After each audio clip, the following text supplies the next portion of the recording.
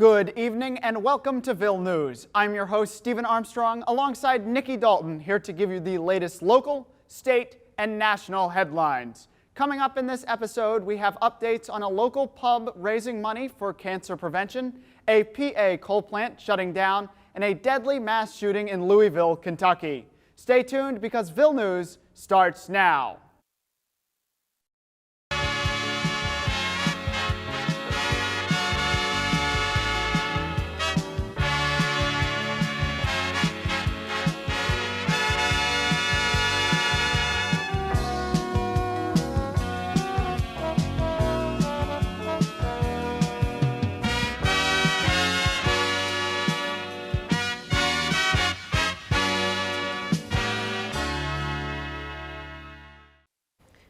An Irish pub in downtown Lancaster raised over $50,000 in donations by shaving people's heads to help fight childhood cancer.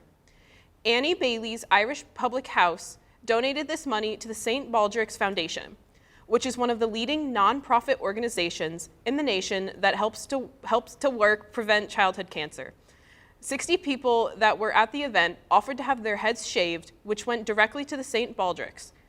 The pub has held this event for 15 years, and since 2008, Annie Bailey's has raised over $1 million towards this cause. The owner of the pub, Joshua Frank, stated, quote, "Cancer affects so many individuals, and when it affects children, it's just horrible. So anything we can do to help support research, donations, and awareness is what we stand for and what we want to do." End quote.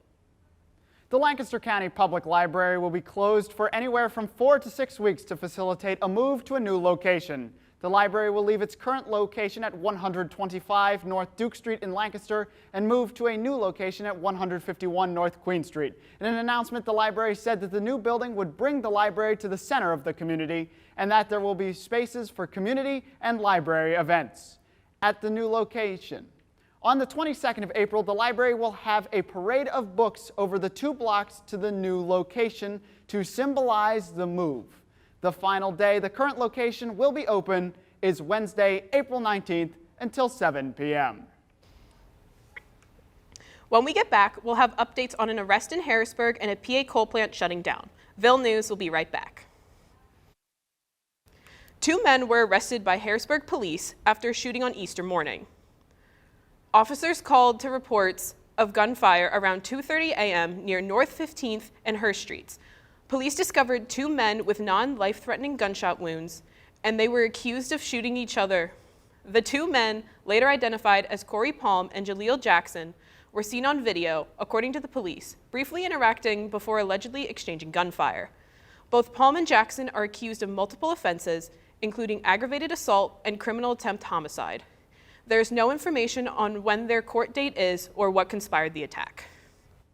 In July of 2023, the Homer City Generating Station, which is the largest coal-fired plant in Pennsylvania, will close down.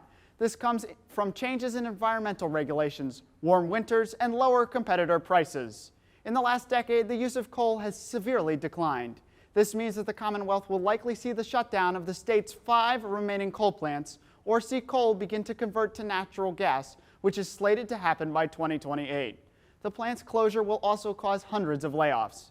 Homer City's CEO William Wexler states, quote, "This is an unfortunate day for us at Homer City because we did everything possible to maintain our operations. Everyone at Homer City was committed to helping power our community, and no one embodied that commitment more than our workers," end quote.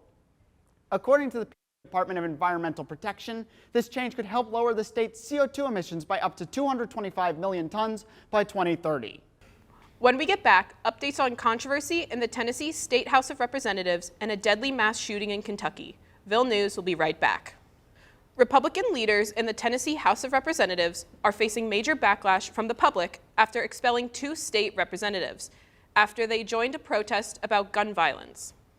Representatives Justin Jones, Justin Pearson, and Gloria Johnson, also known as the Tennessee Three, led a gun reform protest in the House chamber just days after 6 were killed in a school shooting in Nashville.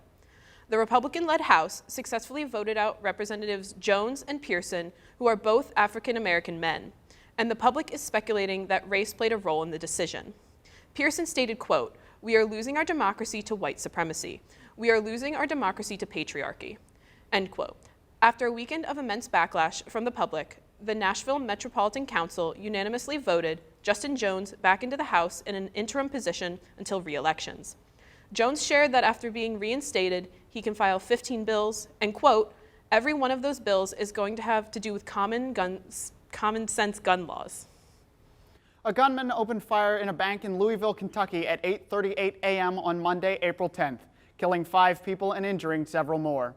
The shooter was identified as bank employee Connor Sturgeon, who was said to have live-streamed parts of the shooting on social media. Officers arrived on the scene and exchanged fire with the gunman, who was killed in the returning fire. Interim Police Chief Jacqueline Gwynn Villarole said to reporters, quote, the suspect shot at officers. We then returned fire and stopped that threat. The suspect is deceased, end quote. In regards to the live streaming, she told reporters, quote, unfortunately, that's tragic that incident was out there and captured, and we're so hopeful that we can have that incident removed, end quote. Body cam footage was released the following Tuesday of the officer's arrival and the shots fired in the altercation.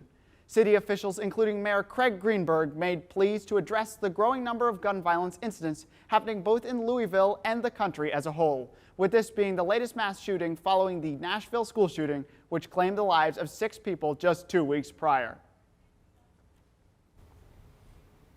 That's all we have this week for Ville News. Thanks for watching, and make sure to tune in next week for the latest local, state, and national headlines.